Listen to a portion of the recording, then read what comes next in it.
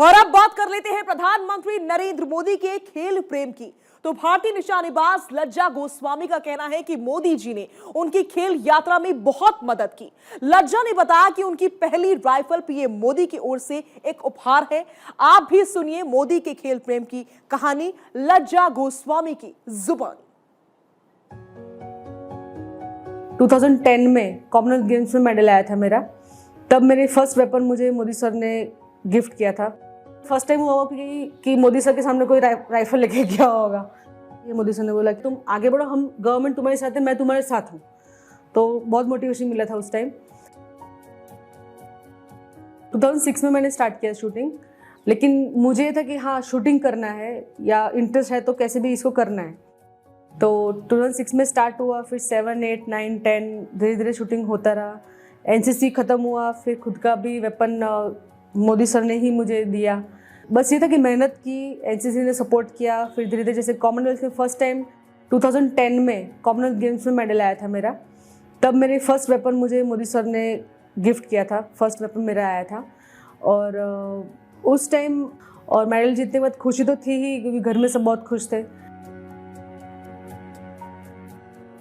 फिर फादर का फ़ोन आया कि मोदी सर फ़ोन करेंगे। तो मुझे बिलीव नहीं हुआ कि किसी ने शायद प्रैंक किया होगा। ऐसा थोड़ी ना होता कि मोदी सर फ़ोन करेंगे। मोदी सर का सच में फ़ोन आया तो पहले तो मतलब ऐसा लगा कि नहीं फ़ोन आ सकता, तो मैंने कट कर दिया कि नहीं हो सकता ऐसा। फिर से सर का फ़ोन आया तो आवाज़ सुन के फिर लगा कि हाँ मोदी सर का ही, उनकी ही आवाज़ है। फिर बात हुई, सर ने बहुत ही बधाई दी, बहुत ही अच्छा लगा मुझे बात करके सर से। बहुत मोटिवेशन दिया सर ने। और फिर उन्होंने कहा फ़ोन पे कि जब आओ तो मुझसे मिलने आना।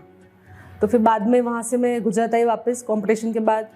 तो सर से मुलाकात हुई मेरी, लेकिन मुलाकात होने से पहले मुझे फिर से फ़ोन आया सीएम ऑफिस से कि सर मोदी सर घर पे आएंगे आपके। तो जैसे मोदी सर घर पे आए तो उन्होंने बहुत मोटिवेशन दिया। मतलब आके सर बैठे थे, वेपन देखा, सारे खड़े होकर उन्होंने मेडल देखे मेरे। और उन्होंने बोला कि अब क्या और आगे क्या आइडिया है। तो मोदी सर को मैंने बोला कि सर अभी शुरुआत हुई है, बहुत आगे बढ़ना है शूटिंग में। जितना मैं कंट्री को दे पाऊँगी, जितना मैं कंट्रीब्यूट कर पाऊँगी उतना मुझे करना ही है। और शूटिंग को भी मुझे गुजरात में आगे लाना है। ये मोदी सर ने बोला कि तुम आगे बढ़ो, हम गवर्नमेंट तुम्हारे साथ है, मैं तुम्हारे साथ हूँ। तो बहुत मोटिवेशन मिला था उस टाइम। और फिर उसके बाद मोदी सर ने खेल महाकुंभ में मुझे आमंत्रित किया। जो फर्स्ट टाइम खेल महाकुंभ गुजरात में आयोजित हुआ था, सबसे पहला था 2010 में। तो मोदी सर के हाथों फिर बैटन रिले हुई थी, वो मैंने टॉर्च जो थी वो मैंने ली थी। और फर्स्ट उद्घाटन में भी मोदी सर के साथ थी मैं। तो वो एक था कि एक पिता टाइप में बोल सकती हूँ। 2012 में भी मेडल आया था, 13 में वर्ल्ड कप में मेडल आया था। तो फिर से वही चीज़ हुई। तो 2013 में मेरा स्पेन में वर्ल्ड कप में सिल्वर मेडल आया था। तो फिर से मोदी सर का फ़ोन आया उस टाइम भी। तो फिर तब तो बिलीव हो ही गया था कि सर कॉल कर ही सकते हैं। तो सर से फिर से बात हुई फ़ोन पे। फिर से मोदी सर ने बुलाया कि आप एक बार फिर से ऑफिस आना, हम मिलेंगे। तो फिर से मोदी सर के ऑफिस में, सीएम ऑफिस में मेरी मुलाकात हुई सर के साथ। और तब मैंने दूसरी राइफ़ल का भी मुझे उस टाइम सर ने गिफ्ट किया था। दूसरी राइफ़ल भी मुझे मोदी सर ने दी। उस टाइम भी मुझे कैश अवार्ड मोदी सर ने दिया था। और उसके बाद मोदी सर ने शक्ति दूत योजना जो पहले से थी, लेकिन उसमें उन्होंने बहुत कुछ बढ़ोतरी की। मतलब जो पहले 1.5 लाख या 2 लाख रुपए जो सपोर्ट था, वो फिर बात हुई कि सर थोड़ा सा बढ़ा के होना चाहिए, इतना कम पड़ता है। तो सर ने फिर वो समझा और मोदी सर ने फिर वो 25 लाख रुपीज़ तक बढ़ाया सपोर्ट, जो हर एक स्पोर्ट्स प्लेयर को मिलना चाहिए ट्रेनिंग वगैरह के लिए। फिर कैश अवार्ड का भी सब स्टार्ट हुआ। जब सीएम सर के ऑफिस में हम पहुँचे, मैं, फादर, मदर, हम 3 थे। तो सर के पास पहुँचे तो मतलब सर दूसरे जो होते वो क्या बोलते, हाँ बोलो बोलो बोला सर। लेकिन सीएम मोदी सर ने तो खड़े होकर, मतलब ऐसे लगता है कि हाँ एक रिलेटिव से मिल रहे हैं। तो खड़े होकर सर ने आमंत्रित किया, हक किया कि कैसे हो लज्जा बेटा, मुझे कैसी तबीयत कैसी है, मतलब एकदम फ्रेंडली। तो बहुत अच्छा लगा। तो एकदम एक जो डर होता है वो निकल जाता है जब मोदी सर के सामने बैठते हैं। तो फिर सर को मैंने राइफ़ल दिखाई। मतलब ऐसा मुझे लगा कि फर्स्ट टाइम हुआ कि मोदी सर के सामने कोई राइफ़ल लेके गया होगा, बाकी सब पॉसिबल नहीं है। तो उस टाइम मुझे अलाउ किया कि मोदी सर को मैं राइफ़ल दिखाऊं। तो मोदी सर ने राइफ़ल देखी, पढ़ा, उन्होंने उस पर ऑटोग्राफ भी दिया। मैंने सर को, मोदी सर को बोला कि सर एक बार ऑटोग्राफ राइफल पे चाहिए, तो मोदी सर ने उसमें ऑटोग्राफ भी दिया। जो आज तक मैंने संभाल के रखा है उसको मैंने छुपा दिया है कागज़ लगा के कि वो मिट ना जाए, तो वो राइफल भी मैं यूज़ करती हूँ। तो फिर बहुत डिटेल में बात हुई थी उस टाइम। सर ने बोला कैसा रहा वहाँ पे, कैसा माहौल था, अभी क्या लग सकता है कि हम और क्या इम्प्रूव कर सकते हैं जो गुजरात में ना हो हम कर सकते हैं। तो वो जो कुछ भी उस टाइम मुझे लगा था कि सर फाइनेंशियली हेल्प होनी चाहिए या फिर इंफ्रास्ट्रक्चर और बड़ा होना चाहिए, शूटिंग रेंज ज़्यादा होनी चाहिए, तो वो सब मोदी साहब को बताया। उन्होंने समझा भी, उनका बहुत दृढ़ दृष्टा है सर, तो उनको ज़्यादा मुझे बताने की ज़रूरत नहीं पड़ी। लेकिन उसके बाद बहुत कुछ इम्प्रूवमेंट आया। मोदी सर ने मुझे स्वच्छ भारत ब्रांड एम्बेसडर बनाया था 2013-14 में।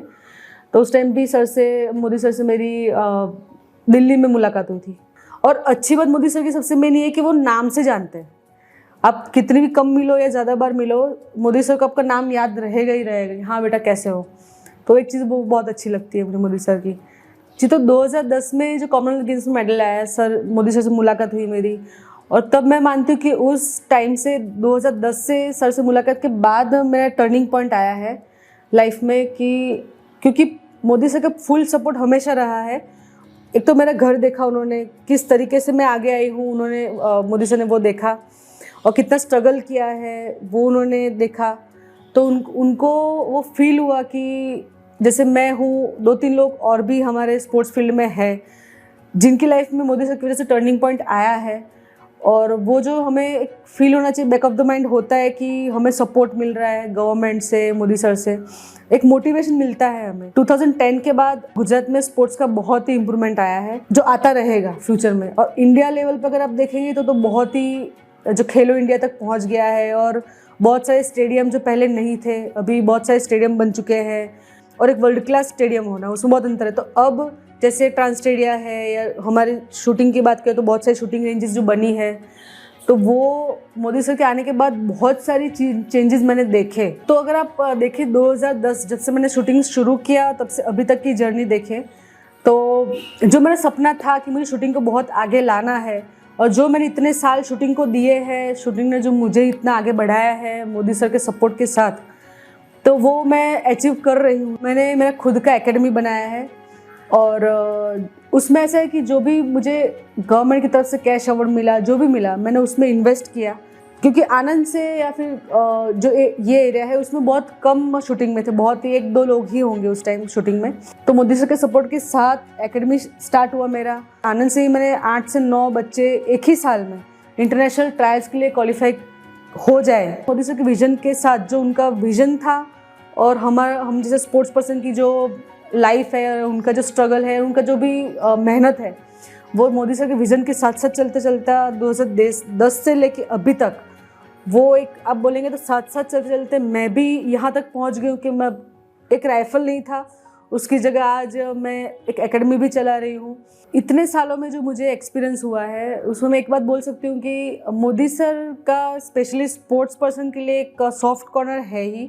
उनको वो कोई भी स्पोर्ट्स पर्सन उनके देख के वो बहुत, उनका फेस पर अलग से चमक आ जाती है, वो एकदम से खुश हो जाते हैं कि हाँ, क्योंकि उन्होंने जो शायद उनकी लाइफ में जो मेहनत की है वो इनडायरेक्टली स्पोर्ट्स पर्सन भी वो मेहनत करते हैं। बहुत बार ऐसा हुआ कि हम कंपटीशन के बाद जैसे कोई मेडल सेरेमनी हो या फिर खेल महाकुंभ, तो उसमें चीफ गेस्ट जब मोदी सर आते हैं तो सब खत्म होने के बाद जैसे सर अभी स्टेज से निकल रहे हैं, बाहर जा रहे हैं, तो जैसे अभी तक मिले नहीं हम लोग, मतलब मेडल ले लिया, फिर वो तो एक नॉर्मल मुलाकात हो गई, मेडल ले लिया और बैठ गए।